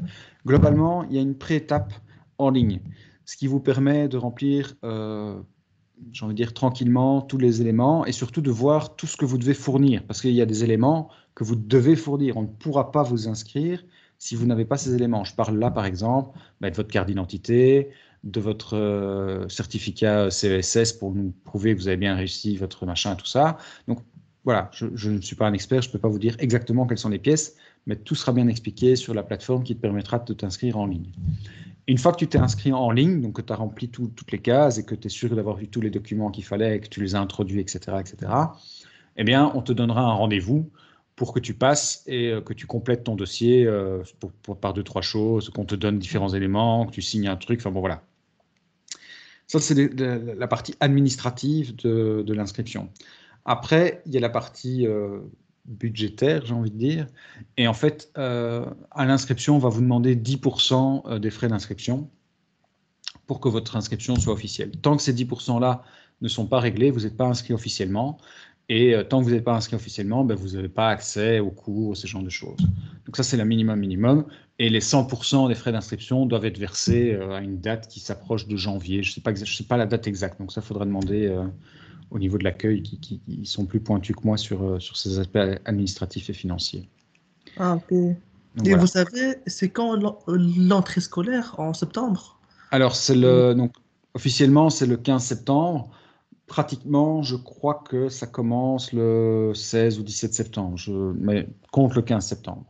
Ok, ça va, merci beaucoup. Et alors, très important, soyez là, si vous êtes intéressé, si vous êtes sûr, etc., il y a la possibilité de s'inscrire jusqu'au 30 octobre. N'attendez pas le 30 octobre. Hein. Vous vous rendez compte qu'entre le 15 septembre et le 30 octobre, il y a 1 mois et demi. Ça veut dire que pendant 1 mois et demi, il y a de la matière qui s'accumule, il y a des cours qui sont donnés, il y a des labos qui sont faits. Si vous arrivez le 30 octobre, je vais être très honnête avec vous, réussir le premier quadri en arrivant le 30 octobre, c'est faisable, mais il n'y en a pas beaucoup qui le font. Donc, si vous êtes sûr de votre choix, inscrivez-vous, venez dès le premier jour, parce que, comme dans toutes les hautes écoles, une grosse partie de la réussite se fait par la participation aux différentes activités. Ce n'est pas en participant que vous réussissez, mais c'est en ne participant pas que vous ratez. Si vous n'êtes jamais là, il ne faut pas espérer que subitement, vous allez avoir... l'esprit divin qui va tomber sur vous et que vous allez arriver à faire les manips de laboratoire le jour de l'examen. Il faut venir au labo, pratiquer, voir, qu'on vous corrige, qu'on vous dit « Ah ben tiens, ça tu fais pas comme il faut », etc., pour que plus tard, quand on va voir si vous êtes capable de le faire, vous sachiez le faire. Et donc, concrètement, si vous êtes sûr de votre choix, n'attendez pas, inscrivez-vous et venez dès le 15 septembre au premier jour de cours.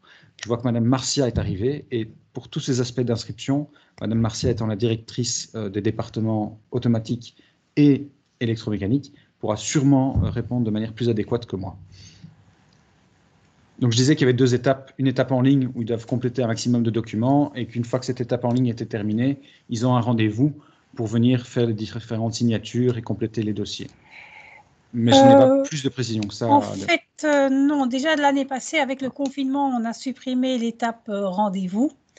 Et donc, je pense que cette année, elle n'aura pas lieu non plus. Donc, il y a juste une inscription en ligne. Il faut rentrer tous les documents. Le dossier est vérifié. Quand le dossier est accepté, on vous dit que vous pouvez, que vous êtes inscrit officiellement, mais que vous devez confirmer cette inscription par le paiement de 50 €. C'est ce qui fait office de confirmation. Une fois que vous avez payé les 50 €, vous avez alors accès directement à votre espace personnel sur le site. On vous donne vos identifiants, etc. Et vous pouvez aller voir dans quel groupe vous allez être mis à la rentrée, les horaires dès qu'ils sont prêts, etc. Enfin, tout ça, ça arrive quelques jours avant la rentrée, mais sinon, vous avez la liste de vos cours, etc. Et puis, à la rentrée, alors là, effectivement, on demande à l'étudiant de passer par le secrétariat pour ne fût-ce qu'encoder sa carte d'identité et d'autres petites formalités qui sont nécessaires. Mais donc, il n'y a plus de rendez-vous d'inscription comme les autres années, en fait. Voilà, mais si vous avez d'autres demandes, je suis aussi dans une réunion en parallèle qui continue, je pense, jusqu'à 13 h. Donc, on peut peut-être libérer M. Cordier.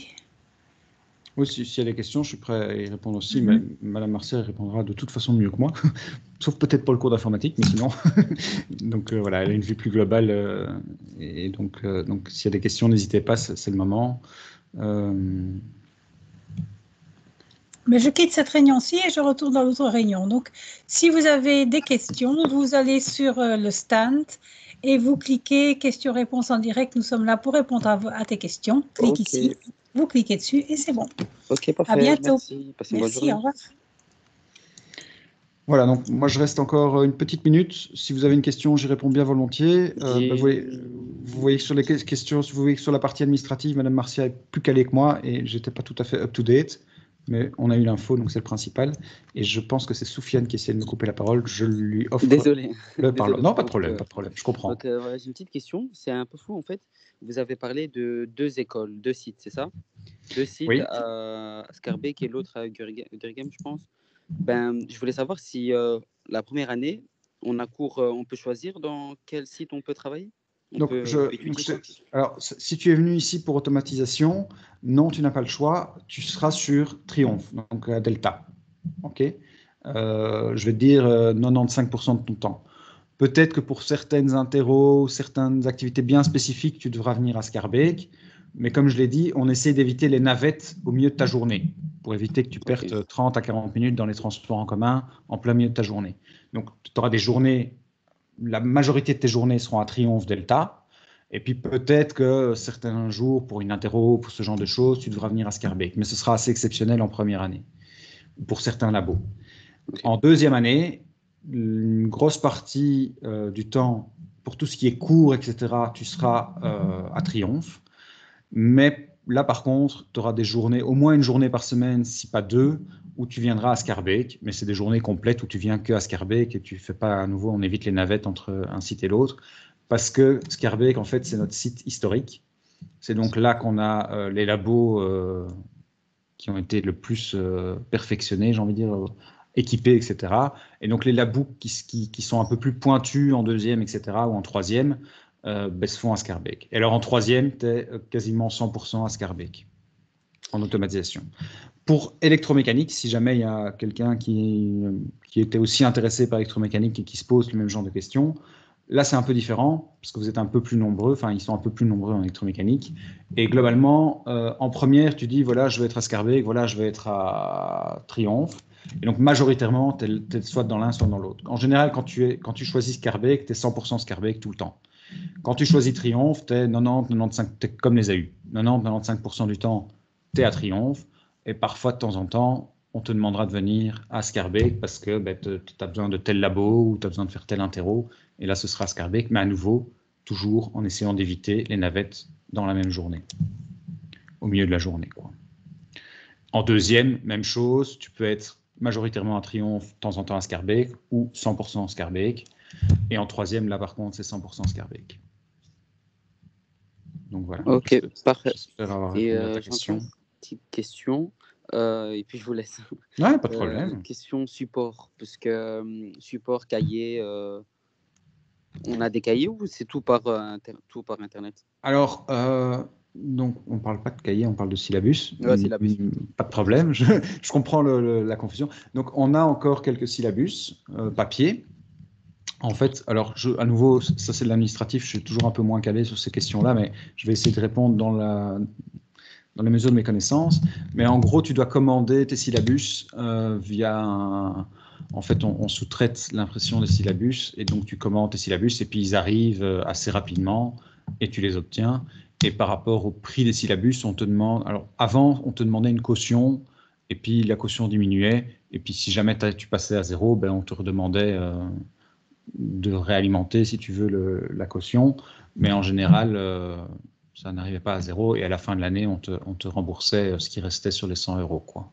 Donc, on rembourse chaque année. Hein. C'est jamais 100 € par an de syllabus, je te rassure. Mais donc voilà. Après, il y a des livres. Il y a certains livres de référence qu'on vous demande d'acquérir. Alors, je ne sais plus si on vous demande de les acquérir ou si on les commande et on a un prix de gros. À nouveau, ça, c'est des éléments un peu plus pointus au niveau logistique, sur lequel je suis toujours un peu moins calé. Mais donc, tu as une partie matériel, physique, cahier, livre, syllabus. Et puis surtout, tu as une plateforme en ligne qui s'appelle Moodle, que énormément de hautes écoles et d'universités utilisent, qui nous permettent de mettre à votre disposition des vidéos, des PowerPoint, des documents, des séances d'exercice, tout ce genre de choses. Et là, c'est du numérique, c'est du 100% numérique. Une chose très importante, quand je vous dis qu'il faut être là le plus tôt possible dans l'année, il faut être là et en ordre le plus tôt possible dans l'année. On insiste très fort sur le fait que vous devez acquérir, ou en tout cas, vous êtes très fortement conseillé d'acquérir un ordinateur, si possible portable, parce que très très vite, vous allez être amené à utiliser des logiciels, à avoir vos cours, il y aura peut-être encore des vidéos à voir, ce genre de choses, et un GSM n'est pas suffisant. Peut-être que pour voir une ou deux vidéos, ça peut faire le taf, mais dès que vous allez commencer à devoir utiliser des logiciels techniques un peu pointus, ça n'ira pas. Et donc très vite, on vous invite à aller faire l'acquisition d'un ordinateur portable. Attention que si pour vous c'est un problème ou quelque chose qui n'est pas facile financièrement à faire, il y a des aides qui sont mises en place, il y a le service social qui est disponible pour essayer de trouver des solutions, pour vous aider à faire ce type d'acquisition. Je sais qu'il y avait un projet, mais je ne sais pas s'il est abouti ou s'il est déjà en fonction ou quoi, pour la possibilité de louer des PC. Enfin bon, on essaie vraiment de vous aider dans l'acquisition du matériel qui est certes un peu plus onéreux, mais qui de nos jours devient quelque chose de quasiment indispensable quand on est dans des études, surtout d'un type technique comme le nôtre, quoi. Et excusez-moi, en fait, c'est bien d'avoir un ordinateur avec Windows ou bien Apple, c'est bon aussi? Alors, tu t'en sortiras toujours avec Apple, mais très franchement et très honnêtement, ce sera quand même beaucoup plus facile d'avoir un Windows, d'avoir un PC classique. C'est de moins en moins vrai, mais ça reste quand même, pour certains cours et certains logiciels, plus facile. Maintenant, je ne peux pas te dire en détail entre automatique et électromécanique. Parfois, il y a un logiciel qui pose problème dans une section ou l'autre, et il faut trouver une méthode pour le... On s'en sortira toujours, mais il faut bien te rendre compte que ça reste plus la norme d'avoir un PC et que ça reste plus facile d'avoir un PC qu'un Mac. Tu peux avoir un Linux aussi, même quand je dis Mac, ça peut être Mac ou Linux, hein, j'ai pas de problème avec ça. Ça reste quand même plus facile d'avoir un PC, et puis pour nous, c'est plus facile de vous aider quand vous avez des problèmes, quoi. Et donc, voilà. Et donc la majorité des cours, ce sera avec un PC?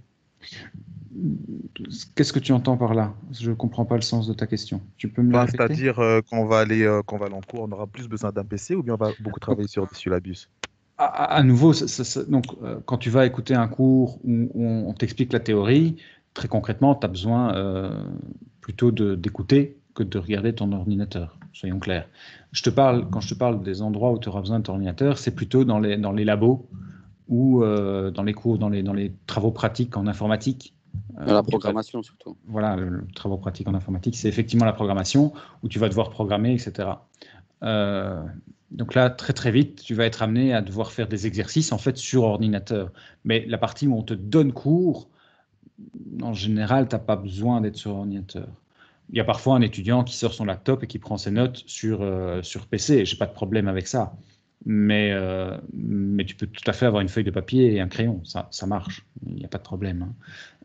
Pour suivre les cours, ça marche très bien. Ça marche peut-être même ce qui marche le mieux. Parce que quand tu vas aller suivre un cours de maths et qu'on va commencer à faire des graphiques où on dessine des droites, prendre note sur PC, il y a moyen. Mais très franchement, tu vas perdre du temps à faire tes graphes sur PC, là où avec un crayon et une latte, tu seras quand même un tout petit peu plus efficient et un peu plus rapide et tu pourras donc te concentrer un peu plus à écouter le prof qu'à manipuler ton ordinateur et ta souris pour faire un joli graphe sous ordinateur, vois-tu. Et donc, clairement, pour suivre les cours, la majorité du temps, une feuille de papier, un crayon, un bic, à la limite une calculatrice, une latte, seront suffisants. Maintenant, pour certains travaux pratiques, pour certains labos, là, concrètement, un ordinateur. Alors attention, on a des salles informatiques et on a 4 salles informatiques et dans chaque salle informatique, on a 32 places. Donc on a des ordinateurs à l'école. Donc tu vas pouvoir accéder à des ordinateurs full équipés, etc., pour faire ces travaux pratiques. Il y a juste que quand tu seras chez toi, si tu veux refaire le même exercice, si tu n'as pas d'ordinateur, c'est plus compliqué. C'est essentiellement ça que je veux dire. Tu vois, c'est surtout quand tu veux travailler chez toi. Quand tu viens en cours, quand tu viens en labo, le matos est là, il est disponible et tu peux utiliser le matos de l'école qui est nickel et il n'y a pas de problème. C'est surtout quand chez toi, tu vas commencer à vouloir refaire des choses, refaire des exercices, etc. où là, c'est parfois plus simple d'être équipé avec un ordinateur, un portable, etc.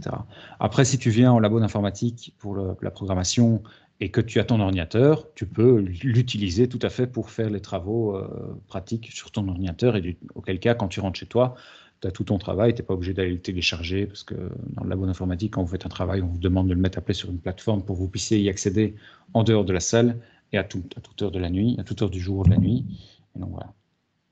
Et je sais par exemple là, nous, est-ce que vous allez nous donner par exemple des logiciels, parce que je sais qu'il y a des logiciels payants, mais du coup, est-ce que l'école va nous fournir des logiciels, un lien pour télécharger gratuitement ou bien c'est nous qui devons payer ça? Alors, c'est logiciel par logiciel, mais concrètement, tous les logiciels qu'on utilise et dont vous avez besoin, on fournit une solution pour que vous puissiez l'utiliser. Je ne vais pas vous dire 100% gratuitement, parce qu'il pourrait arriver qu'il y ait un logiciel où il y a une petite caution, ce genre de choses, mais globalement, c'est relativement minime, quoi qu'il arrive. Je vais te dire, 95% des logiciels qu'on utilise, tu as accès gratuitement et tu peux les télécharger et les utiliser chez toi.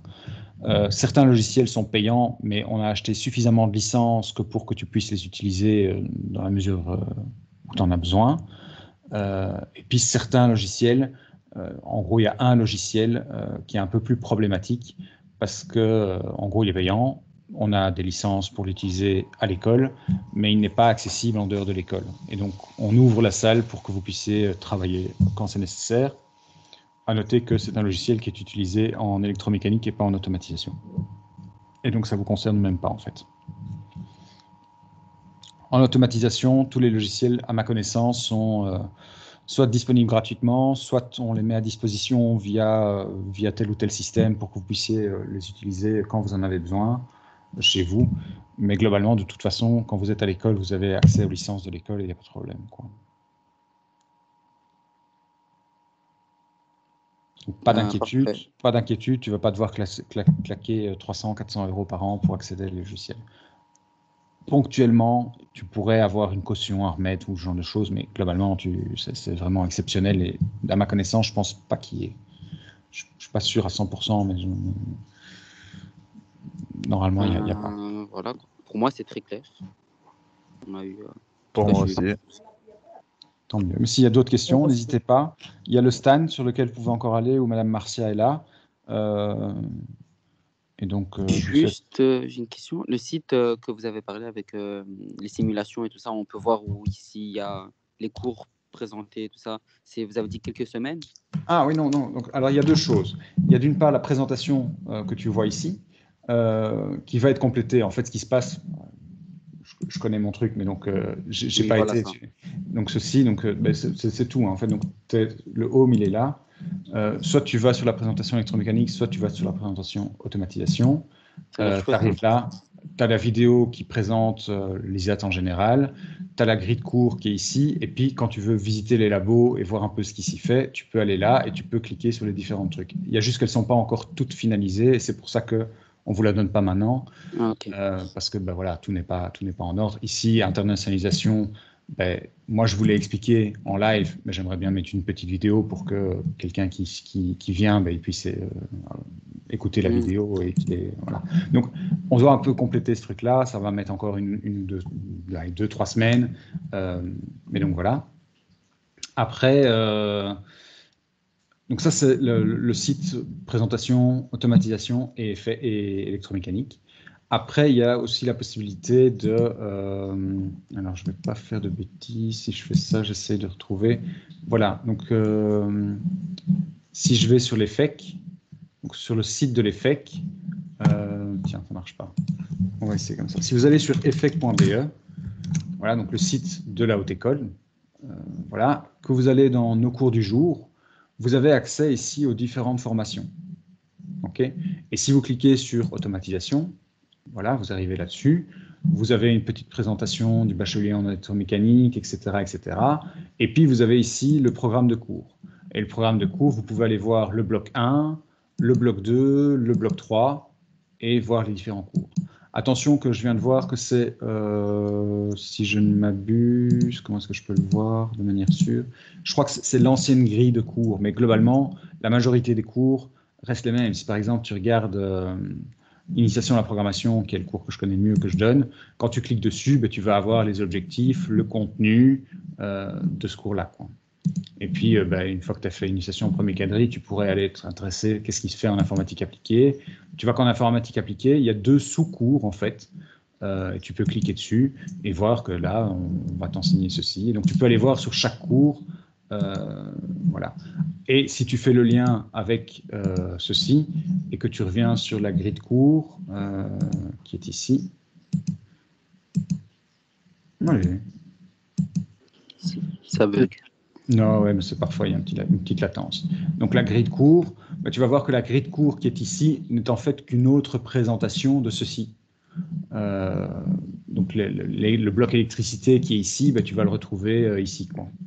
Ah, ok, d'accord. Tu vois, c'est la même chose, il y a juste que c'est pas la même visuel et que ici, quand tu cliques dessus, quand tu cliques sur électricité, tu vas voir que tu peux aller accéder à des petites explications textuelles, quoi, qui t'expliquent ce qu'il y a dans le cours, le contenu et les objectifs.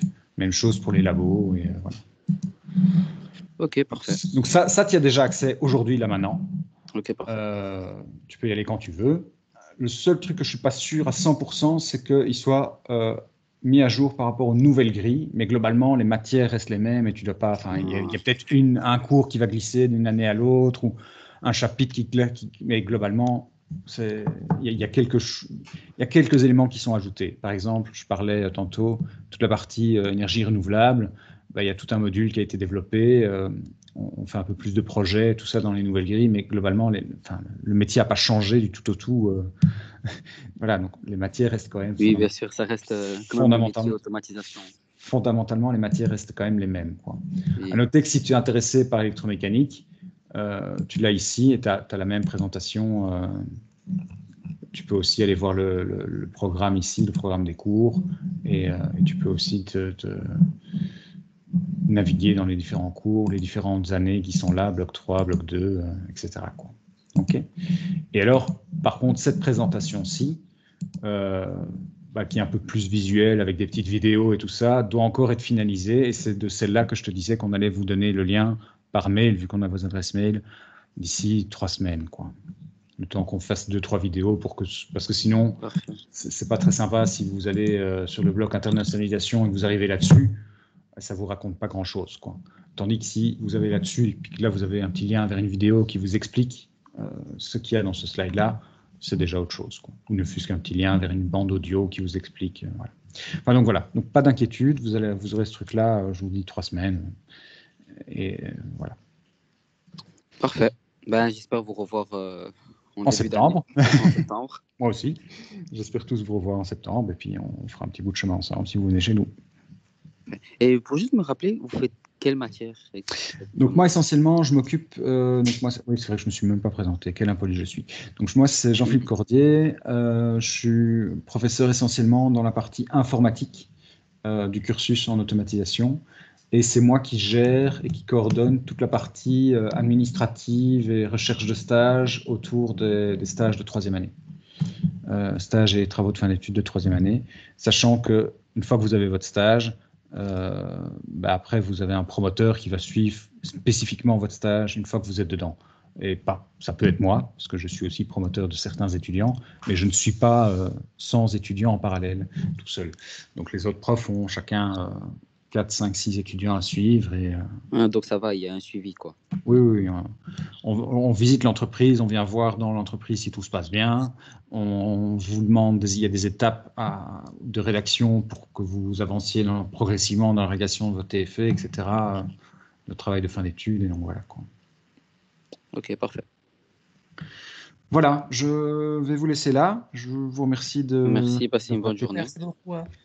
D'avoir été patient et de m'avoir écouté si gentiment, si sagement, et de vos questions aussi. C'était très agréable d'interagir avec vous. Je vous souhaite à tous une bonne journée, un bon week-end. N'oubliez pas d'aller sur le stand si vous reste une question. Madame Martial est à votre disposition pour y répondre. Ça va, merci. Bonne journée à tous. Au revoir. Au revoir. Non.